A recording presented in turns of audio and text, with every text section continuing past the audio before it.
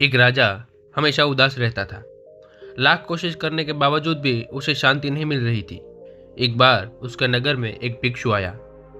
भिक्षु के ज्ञानपूर्ण उपदेश से राजा बहुत प्रभावित हुआ। उसने भिक्षु से पूछा, मैं राजा हूँ, मेरे पास सब कुछ है, किंतु फिर भी मेरे मन में शांति नहीं है, तो मुझे क्या करना चाहिए? भिक्षु बोला, आप अकेले में बैठकर चिंतन करें। राजा अगले ही दिन सुबह अपने कक्ष में आसन जमा कर बैठ गया। तभी उनके महल का एक कर्मचारी सफाई के लिए राजा के पास आया। राजा उससे बात करने लगा। कर्मचारी से राजा ने उसकी परेशानियां पूछी, जिन्हें सुनकर उसका दिल भर आया।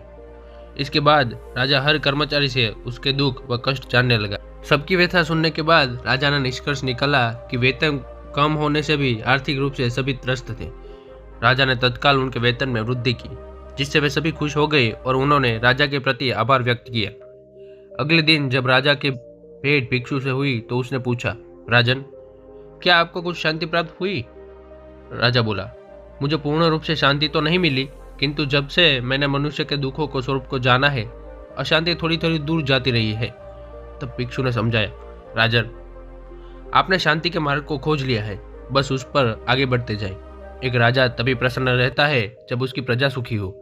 दोस्तों, कथा का सार यही है कि मन की शांति स्वयं के सुख से अधिक दूसरों के दुख हरकर उन्हें सुखी बनाने से मिलती है। इसीलिए यथाशक्ति हमें दूसरों की सहायता करनी चाहिए।